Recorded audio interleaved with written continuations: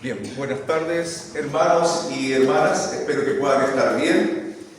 No vamos a tener un segundo video hoy día porque igual es bastante largo, pero sí lo que voy a compartir tiene relación con el segundo video, con la segunda parte de este libro de Ezequiel que en forma muy personal, sinceramente, si yo pudiese cambiar mi nombre, me llamaría Ezequiel, ya, pero no por el profeta Ezequiel, sino que me gusta el nombre, me agrada también su significado. El significado del nombre Ezequiel es Dios fortalece. Dios fortalece. En la Biblia, sobre todo en el Antiguo Testamento, los nombres tienen un significado especial. Y realmente yo veo que en el caso puntual de Ezequiel, Dios fortalece. Ezequiel tuvo que enfrentar la pérdida de su esposa, o sea, igual, y no pudo tampoco experimentar lo que era el duelo. Y no por eso yo quiero llamarme Ezequiel ni nada de eso, sino que no quiero eso, ¿ya? No sé qué haría si no tuviese como dice Ida, mi esposita, no sé qué diría, qué podría hacer, qué sería de mí, aunque ella me dice, si yo muero, por favor, guarda el luto un tiempo, y yo le digo la promesa es hasta que la muerte nos separe y de ahí, en realidad, hermanos, creo que es importante el poder entender que este varón de Dios experimentó lo que es la fortaleza de Dios en un tiempo difícil. Tal como la respuesta que dio nuestra hermana Paola cuando se preguntó, Ezequiel profetizó en Babilonia, profetizó en el exilio, o sea, piensen que estaba sufriendo esta deportación, el estar en otro país, en otra nación, y donde recibía la noticia de lo que estaba sucediendo en Jerusalén. Las visiones que vemos en el libro de Ezequiel hablan también de la idolatría, pero también hablan de la desobediencia del pueblo de Dios, al igual que los otros profetas que hemos visto. Recuerden que lo que estamos haciendo es una vista panorámica del Antiguo Testamento y cada domingo estamos viendo un libro en especial. Y bueno, Ezequiel es uno de esos libros, o uno de los profetas mayores, y principalmente hemos dicho que son profetas mayores porque el libro sí es extenso, ¿ya? Son 48 capítulos, pero de alguna otra forma vemos el mismo antecedente en los otros profetas o los otros libros que hemos visto ya anteriormente, y que tiene que ver con la desobediencia, la rebeldía del pueblo de Dios.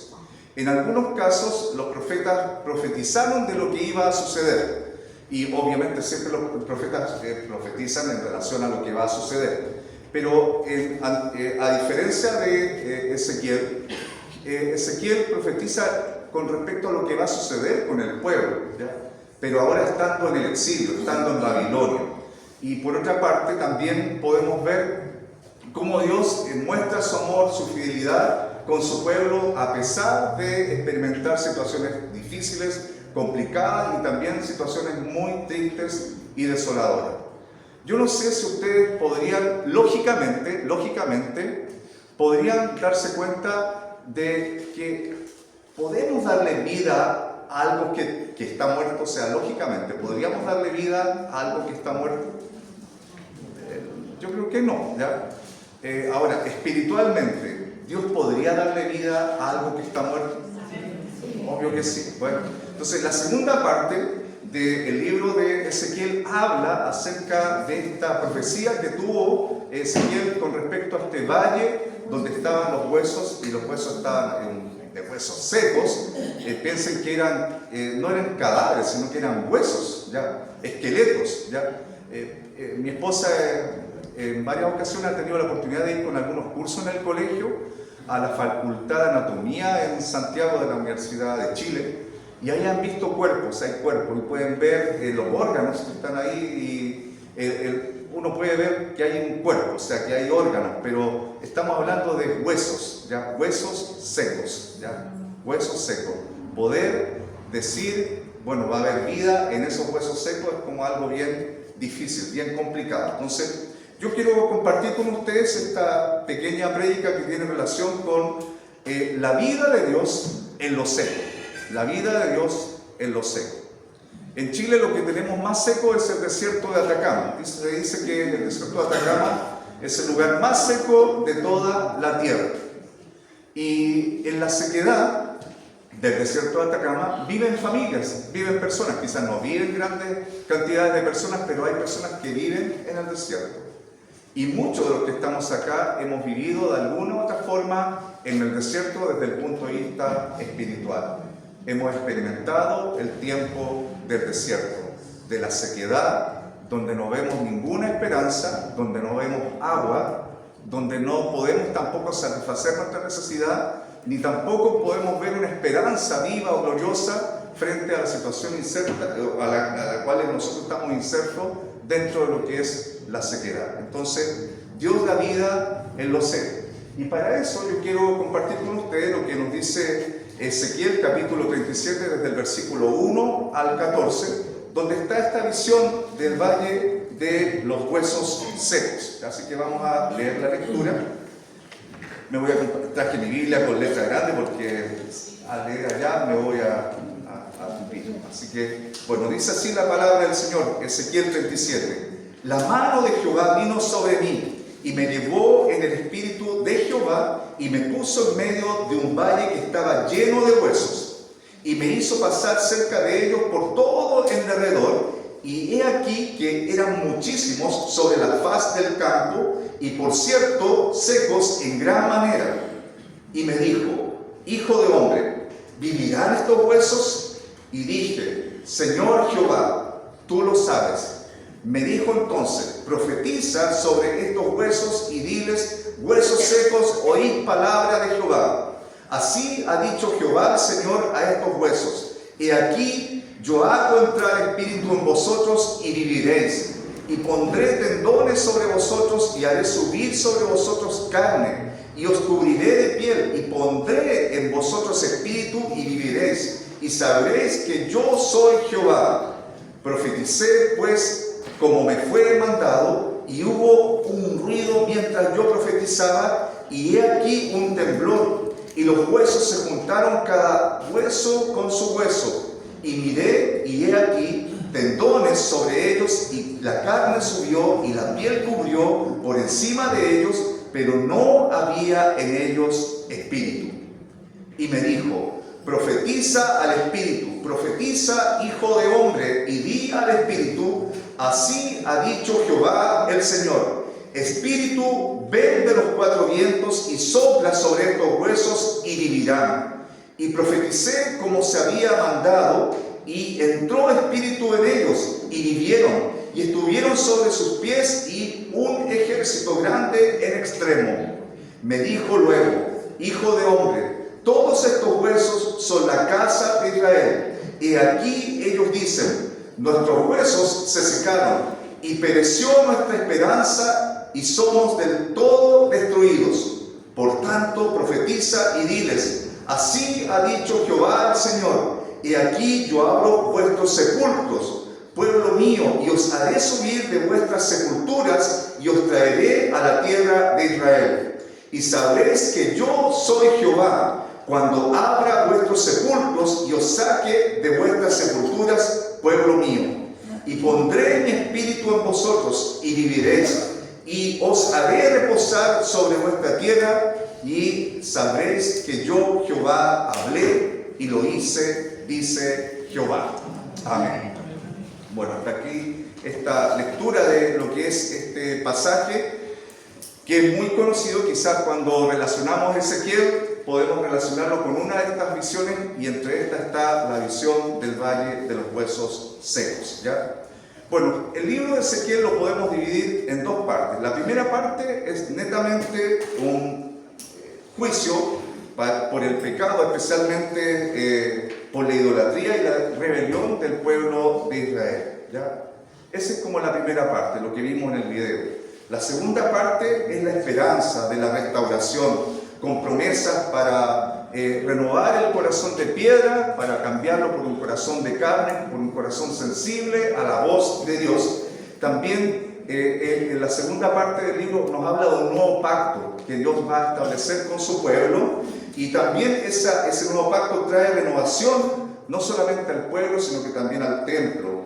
De alguna u otra forma es un símbolo de lo que es la restauración divina. Dios está haciendo y quiere hacer algo no solamente con el pueblo de Israel, sino que hoy día con este pueblo, con este real sacerdocio, con esta nación santa que Dios ha adquirido, que es el pueblo de Dios en la actualidad. Dios quiere hacer algo nuevo con nosotros. Ahora, esto quizás alguien diga, pero ¿qué tiene que ver la visión de los valles, del valle de los huesos secos con la realidad espiritual de nosotros los creyentes? Bueno, hay varias coincidencias y hay varias cosas que tienen relación con lo que es la vida espiritual de un creyente. En primer lugar, debemos entender que Dios no ha terminado su obra en nosotros. Dios no ha terminado su obra en nosotros. No sé si con ustedes se los compartí, no estoy seguro, pero yo recuerdo cuando, quizás cuando me convertí, al tiempo me pidieron en la iglesia que pudiese estar a cargo del discipulado, de nuevos creyentes. Y comencé a trabajar con los nuevos creyentes en el discipulado, y había un matrimonio que tuvimos todo un año a hacer discipulado, y la idea es que el siguiente año siguiéramos con otro discipulado, pero ellos al final del año me dijeron, ¿sabes qué, Pato? Muchas gracias por toda la enseñanza, pero nosotros ya llegamos al nivel que necesitamos, así que no queremos más. Muchas gracias por tu tiempo y todo, pero en su mente, o lo que yo entendí, fue de que hasta ahí ya habían llegado, o sea, ya lo tenían todo. En las cosas del Señor no necesitaban nada nuevo. Sin embargo, desde mi punto de vista, yo creo que cada uno de nosotros necesita más de Dios. Requerimos más del Señor, más de su presencia, más de su espíritu, más de su poder en el día a día. Nadie podría decir yo estoy ya al nivel máximo. Los que tenemos un vehículo, no sé cuántos van ahí a la gasolinera y le dicen estanque lleno ahí a la persona que los atiende, pero llenamos el estanque, pero en la semana el estanque queda vacío. O va disminuyendo la cantidad de combustible en el vehículo. Yo creo que la vida de un cristiano requiere esa total independencia del Señor. Día tras día necesitamos más y más del Señor. Por lo tanto, Dios no ha terminado con nosotros su obra. Y Él sigue obrando su perfecta voluntad en la vida de los creyentes. Entonces es importante que podamos darle el lugar que Dios merece. Miren, ahí en Ezequiel capítulo 37, versículos 1 y 2, Ezequiel dice, me hizo pasar cerca de ellos por todo el derredor, por los huesos que estaban ahí secos, y aquí que eran muchísimos sobre la faz del campo, y por cierto secos en gran manera. Aunque todo parezca, quizás en nuestra vida espiritual, seco y sin vida, por ejemplo, a veces pensamos, o hay creyentes que dicen, yo estoy marcando el paso en los caminos del Señor, como que no veo avances, no veo victorias, no veo prodigios, no veo milagros, no veo una respuesta de Dios. Pero aún así, Dios está haciendo algo en la vida de cada uno de nosotros. Dios ve nuestro futuro, donde generalmente nosotros vemos pura ruina o sequedad. Piensen en una situación complicada o difícil. Bueno, yo tengo a mi hija mayor, esta semana se fue a quedar con una compañera de trabajo. Su compañera está con una depresión, ella tiene conocimiento del Señor, la amiga, y el tema es que esto de la depresión no es para los no creyentes, aún los creyentes también experimentan depresión. He conocido pastores con depresión. Es complicado el tema de la depresión. Y la depresión es que vemos todo negro, no hay respuesta, es un desierto donde no hay ninguna esperanza. Pero frente a eso, aunque parezca seco o seca nuestra vida, Dios también quiere de alguna otra forma de esas ruinas comenzar a hacer algo nuevo en nosotros. Por ejemplo, hay matrimonios que están rotos, hay matrimonios que están enfermos, hay familias enfermas, hay familias destruidas, hay personas adictas a distintas adicciones, pero están de alguna otra forma la adicción los envuelve y no pueden salir, y luchan contra eso y no pueden salir. Hay personas también que lamentablemente espiritualmente sienten que su fe está muerta, como que esto no me resulta a mí, le resulta a todos los demás, pero a mí no me resulta. Entonces es importante hacer un pequeño inventario personal y poder pensar o preguntarnos qué áreas de nuestra vida están secas. Mi vida cristiana es una vida fructífera, llena de vida, donde fluye la presencia de Dios, o espiritualmente estamos marcando el paso y estamos secos. Quizás frente a una situación puntual donde nos piden oración, quizás usted va a decir, voy a llamar a los ancianos de la iglesia para que vengan a orar, o al pastor, pero usted no va a orar porque siente que no tiene la capacidad ni el peso para poder orar o interceder en favor de esa situación puntual.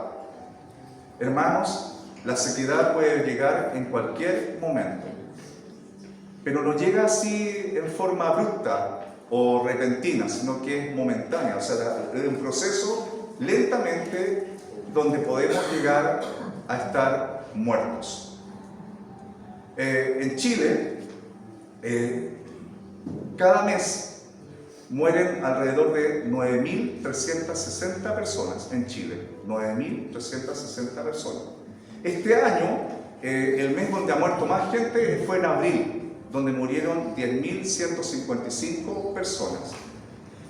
Bueno, se nos viene ahora septiembre, no tenemos la cantidad de muertos, o sea, se las puedo dar a fin de mes quizás, el INE ahí me puede informar, pero en septiembre del 2024 murieron 10.229 personas.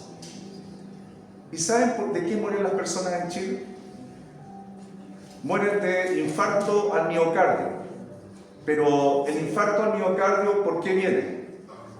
¿Cuáles son las causas de la muerte del infarto al miocardio? Habrá una buena alimentación, habrá quizás consumo de alcohol, de tabaco. Hay varias cosas que producen los infartos al miocardio y la gente muere. Voy a pedirle ayuda no a Google, sino que aquí tengo la información. Y miren, la mayoría de las personas mueren por infarto al miocardio, y los factores que producen la muerte son el tabaquismo, la obesidad, la hipertensión y la diabetes. Son factores que aumentan la probabilidad de muerte por infarto al miocardio. También en Chile las personas mueren por cáncer, el cáncer más frecuente, el cáncer a la tráquea, a los bronquios y pulmón. Y una de las principales causas también es el cáncer al colon, a mamas y próstata, en el caso de los varones. Y también tienen que ver con mucho impacto en lo que es la dieta, el sedentarismo, el tabaquismo, el consumo de alcohol, influyen en el desarrollo del cáncer. La gente muere de cáncer, muere de infarto al miocardio. Y también hay gente que muere de Alzheimer y de demencia. En Chile ha aumentado el Alzheimer y también es una causa de muerte en Chile. Alzheimer, el organismo se empieza a olvidar de las funciones normales y producto de ese olvido, el organismo deja de funcionar y la gente muere. Y quizás, bueno, dentro de las muertes más tristes, yo creo que todas las muertes son tristes, pero en Chile mueren jóvenes entre 15 y 29 años, y la gran mayoría de los jóvenes que mueren entre 15 y 29 años es por siniestros producto de accidentes de tránsito. ¿Cuántas personas irán a morir ahora en septiembre, en este tiempo de las fiestas? ¿Cuánto dolor va a haber en familias? Y esas personas van a partir a la eternidad, yo no sé, algunas con Dios y otras posiblemente no, van a morir sin Dios. Y este pasaje de Ezequiel nos habla de huesos secos, personas muertas, pero ya no están en estado de descomposición, ya pasó el proceso del rigor mortis, están huesos secos. Y espiritualmente, en la iglesia también hay creyentes que están secos, que espiritualmente están muertos. Y esa muerte viene producto de que dejamos de congregarnos, dejamos de leer la palabra, dejamos de orar, dejamos de buscar al Señor, dejamos de depender del Señor, dejamos de ser dependientes de Dios y nos convertimos en autosuficientes. En otras palabras, nosotros colocamos a Dios, nosotros nos colocamos en el lugar de Dios. Y es lo que también la palabra nos dice con respecto a que el pueblo de Dios comenzó a cavar cisternas rotas que no tenían agua y lamentablemente dejaron a la fuente de agua viva que era Dios. Entonces, un creyente puede morir espiritualmente, lentamente, producto de estos síntomas. Empieza a olvidarse de Dios. El pueblo de Israel dejó a Dios de lado. Tomó la idolatría. En una de las visiones que tuvo Ezequiel está esta estatua fuera del templo donde los sacerdotes están adorando a la estatua.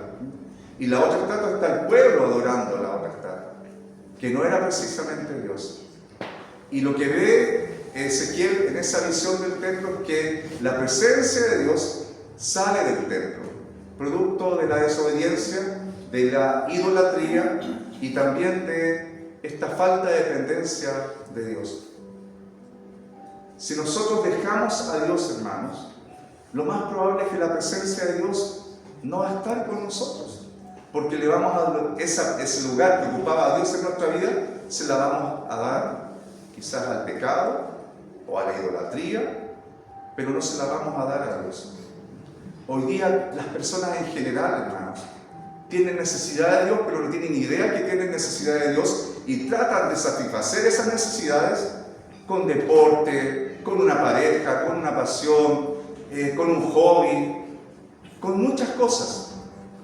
Pero aún teniendo todas esas cosas, el único que puede satisfacer la necesidad real que tiene el ser humano es Dios.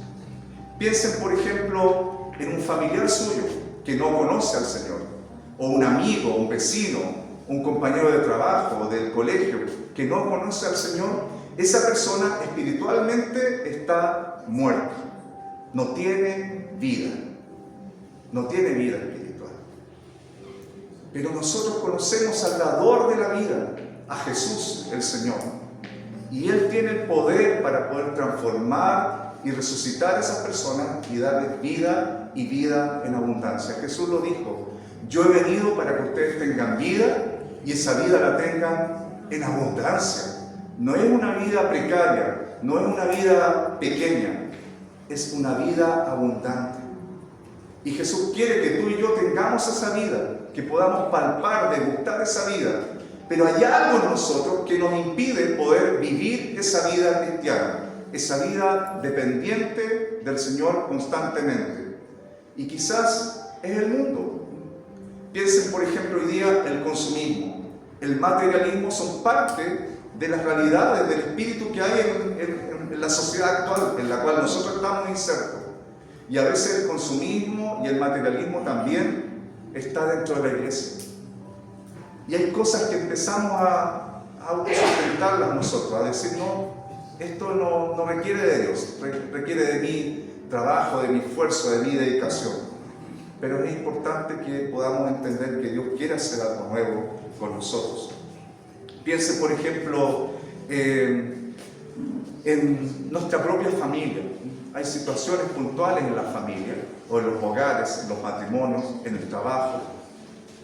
Yo, por ejemplo, pienso en una persona que no tiene trabajo y está buscando trabajo. Tengo un amigo cristiano que a él le ha costado mucho encontrar trabajo, o encuentra trabajo y al tiempo ya lo tiene así a prueba y después ya no funciona.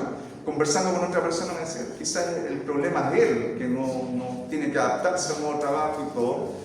Pero a lo que voy es que igual ser un jefe de hogar y no tener un trabajo se trae un montón de complicaciones. Y me imagino que él es cristiano y le pide al Señor que le ayude. Incluso a veces me manda a WhatsApp y me dice: Pato, ayúdame por favor a orar por una nueva fuente laboral. Porque en realidad hay muchos trabajos, pero el sueldo es el mínimo, y con el sueldo mínimo hoy día no se hace mucho en Chile. Y el tema es que yo pienso en él, en estas respuestas de trabajo que no llegan.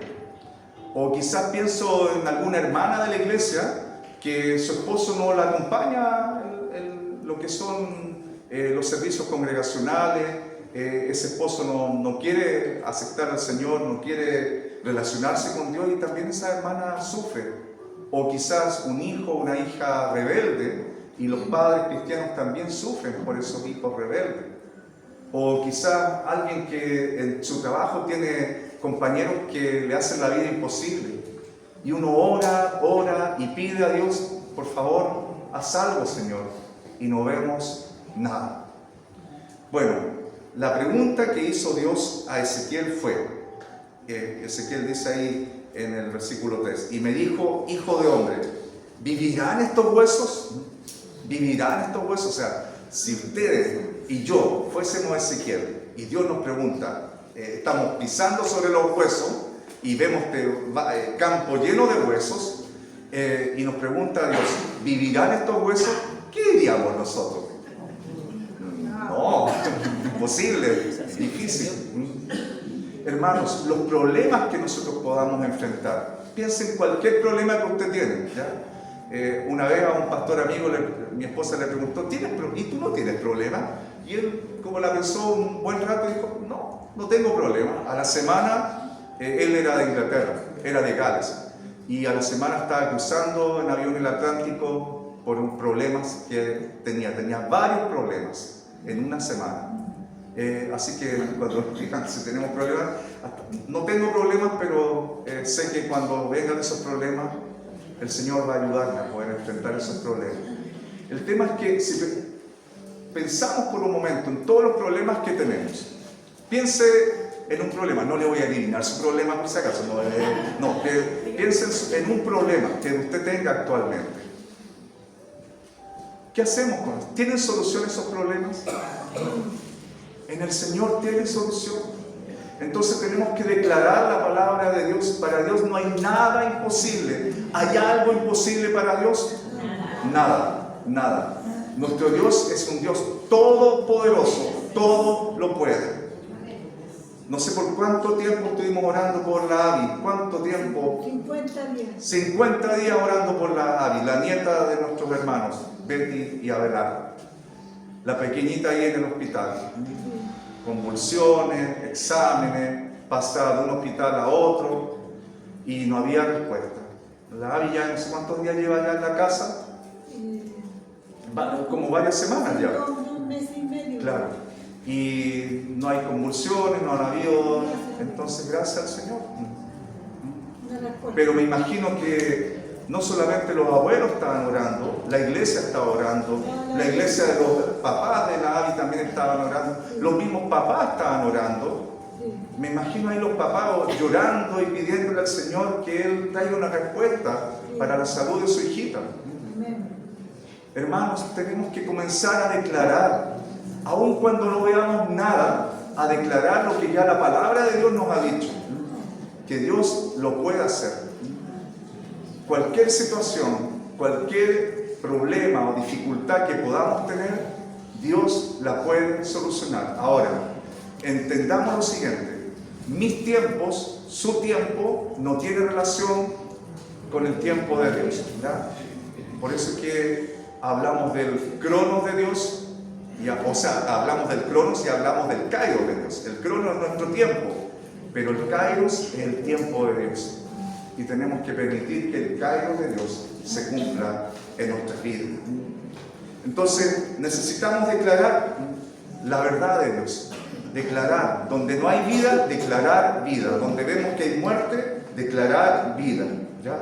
Y poder también ser capaces de entender que hay situaciones difíciles donde necesitamos la dirección del Señor para nuestra vida. Yo creo que en algunas áreas, y aquí voy a abrir un poquito mi corazón, pero hay situaciones que ya han colmado, no mi paciencia, ¿no? Porque es como que ya yo he dicho, hasta aquí nomás, yo no aguanto más, esto ya no lo aguanto más. Pero no he hecho nada para poder quizá manifestar ese no aguante. Quizás lo que sí he hecho, he hecho como la ley del hielo, o sea, como dicen, ya aquí no me voy a involucrar, ya. Y como que he dado muerte a esa situación puntual. Por ejemplo, pienso en un ejemplo, una decepción amorosa. Yo recuerdo que antes de conocer a mi esposa, conocí a otra persona y... pero ya sabe. Pero Y yo decidí, después de 2 años y medio, decidí terminar esa relación. Y me costó terminar esa relación. Pero todo el mundo me decía, Pato, ella no es para ti. Hasta los pastores me decían lo mismo y yo seguía con, no. Bueno, el tema es que cuando terminé esa relación, yo dije, nunca más me voy a relacionar con ninguna persona. No, nunca más. ¿Ya? Y bueno, el nunca más. ¿Ya? Tenemos 3 hijos hoy día. Pero pasó un tiempo donde el Señor tuvo que sanar, tuvo que hablar a mi vida, tuvo que trabajar en mi vida. Pero también hubo un tiempo donde yo tuve que aprender a depender aún de esa área, de los sentimientos, de las emociones, a entregársela al Señor. Entonces creo que es importante que podamos entender lo siguiente. A veces le hemos dado muerte a muchas cosas. Relaciones de amistad, ya no nos juntamos con esa persona porque lo que me hizo no tiene perdón de Dios. O quizás yo he conocido papás que han dicho, él ya no es mi hijo, o sea, sí, tajantemente, porque ya colmaron la paciencia. O situaciones con personas, no sé si pasa en esta iglesia, pero quizás en otras iglesias sí pasa, pero hay gente que no les gusta lo que le dicen y se van de la iglesia. Y le dan muerte a esa iglesia, o sea, ya no quiero saber nada con ellos. Entonces hay situaciones que nosotros de alguna u otra forma producimos muerte, pero también traen muerte a nuestra vida. Y Dios no quiere eso para nosotros, al contrario, Él quiere vida para cada uno de los creyentes. Entonces, importante recordar lo que Jesús declaró. Jesús dijo, yo soy la resurrección y la vida. El que cree en mí, aunque esté muerto, vivirá. Y generalmente yo en los funerales comparto este versículo como un mensaje de esperanza para aquel que ha muerto en Cristo. Pero Jesús nos está diciendo en esta tarde, yo soy la resurrección y la vida. El que cree en mí, aunque esté muerto, y aquí coloco espiritualmente, vivirá. Yo no sé cuántos muertos espirituales hay en esta congregación, en este tiempo, en esta reunión. Pero el Señor vino para darnos vida. Vamos a participar de la Santa Cena en un rato más. Y vamos a celebrar la resurrección de Cristo, pero también vamos a recordar su muerte.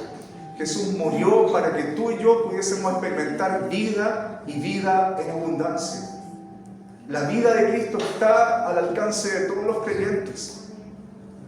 Pero ¿saben qué?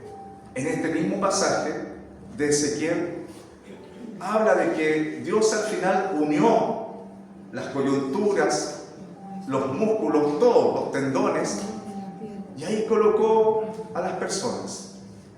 Pero las personas tenían un cuerpo, pero estaban muertos. ¿Qué faltaba? Bueno, voy a pedirle, tengo unos modelos, así que quiero invitar a que hagan modelos que puedan pasar acá adelante, por favor. Voy a tratar de ejemplarizar, dar un ejemplo, ¿sí? Ejemplificar, ¿ya? Hablé mucho con el pastor Philip, se me confundió el idioma. No. Él habla súper chileno, así que no hay problema. ¿Ya? Pero miren, aquí ellos tienen unos globos. Estos globos. ¿Tienen vida estos globos? ¿Sí o no? No. Muévete, globo. No. Están muertos. Si los tiramos al suelo no van a hacer nada los globos. Pero si inflamos los globos, ¿qué puede pasar con los globos? No tanto. Y se lo amarramos. Entonces ahí, este globito, ahí rebota, tiene vida. Ahí. Pero ¿por qué este globo se puede mover hacia ahora? ¿Por qué? Porque tiene aire, tiene aliento. En el Antiguo Testamento, la presencia del Espíritu de Dios se llama Ruach, el Ruach, el viento de Dios, el aire de Dios, el aliento de Dios. Nosotros estábamos muertos en delitos y en pecado, pero vino el aire de Dios y nos ha dado vida, vida, vida. Ya no estamos en muerte, hemos pasado de muerte a vida. Y la vida de Dios tenemos que implementarla en el día a día, en nuestras actividades, en la familia, en lo laboral, en los estudios, donde el Señor permita que podamos ir. La vida de Dios. Nosotros no predicamos porque tenemos conocimiento, tenemos 5 años de teología, sino que tenemos que predicar de la vida de Dios, de lo que Dios está haciendo en nuestra vida hoy día, lo que Dios está haciendo en tu vida.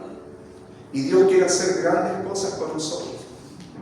La promesa para Ezequiel era que esos huesos, que esas personas al final que tenían esta vida, era el pueblo de Israel, que se levantaba como un ejército. ¿Qué hace un ejército? Lucha, guerrea, batalla. Y estamos aquí como una nación santa, como un pueblo adquirido por Dios, para anunciar las virtudes de aquel que nos llamó desde las tinieblas a la luz admirable. Y como iglesia tenemos que seguir luchando, seguir avanzando, pero con la vida de Dios, con la presencia del Señor. Necesitamos depender total y absolutamente del Señor cada día. Las decisiones que usted tome decisiones en el Señor. Busque a Dios, pídale a Dios que le dé dirección para poder llevar a cabo lo que es su propósito y su voluntad. ¿Cómo vamos a conocer la voluntad de Dios? ¿Cómo vamos a entender los propósitos de Dios? Buscando a Dios, escuchando su voz, escuchando su palabra, escudriñando las Escrituras, buscando a Dios en oración. Les invitamos a orar los días miércoles, los días viernes. Tenemos un tiempo especial por WhatsApp, desde las 8 hasta las 9 de la noche, pasa volando ese tiempo. Yo empiezo a escribir mi oración y ya como que escribo unas 3 oraciones y ya se fue el tiempo. Pero oremos, busquemos al Señor. Hay más de Dios para nosotros, hermanos. Hay más del Señor, no se conforme con lo que Dios le ha dado hasta este tiempo. Hay más de Dios para la iglesia, para su familia hay más de Dios. Para su vida espiritual hay más de Dios. Busquemos la presencia del Señor. Busquemos el rostro de Dios. Seamos llenos de la presencia del Señor y que ese aire de Dios, ese ruido de Dios, vaya y esté en cada uno de nosotros. No vamos a tirar los globos así, pero para que los toquen y porque lo vamos a desordenar mucho. Pero que la presencia de Dios sea algo que usted anhele y desee constantemente, día tras día. Vamos ahora. Señor, te damos gracias por tu gran misericordia y también por esa esperanza viva que tú nos das a nosotros los creyentes. Gracias porque en ti hay esperanza. Gracias porque en ti hay una respuesta. Gracias, Señor, porque tú tienes propósitos y llevas a cabo tu voluntad en nuestras vidas. Bendícenos, Señor. Bendice a cada familia, bendice a cada hermano, a cada hermana que está enfrentando un tiempo difícil, un tiempo complicado, problemas, y que ve que no hay respuesta ni solución. Pero, Señor, al igual que Ezequiel, que tuvo que profetizar, viendo que todo estaba seco, que no había vida, pero, Señor, tú eres todopoderoso para transformar lo seco, transformarlo en vida. Señor, danos esa vida, danos de tu vida, danos de tu fluir, danos de tu presencia, danos de tu unción fresca, Señor. Que ese viento de Dios venga a cada uno de nosotros, llenándonos desde la mollera hasta la planta de los pies, fluyendo en nuestros corazones con tu palabra. Señor, trae el recuerdo de tu palabra a nuestra mente, a nuestro pensamiento. Tu promesa, Señor, revélala a la vida de cada uno de nosotros y fluye con tu poder. Señor, que podamos ver que tu mensaje es un mensaje de esperanza, que hay respuesta para nosotros en este tiempo y que tú, Señor, sigues y quieres obrar tu perfecta voluntad. Señor, te damos toda la libertad para que tú te muevas en medio nuestro y haga los cambios y transformaciones que necesitamos. Lo pedimos, Señor, en el nombre de Jesús. Amén.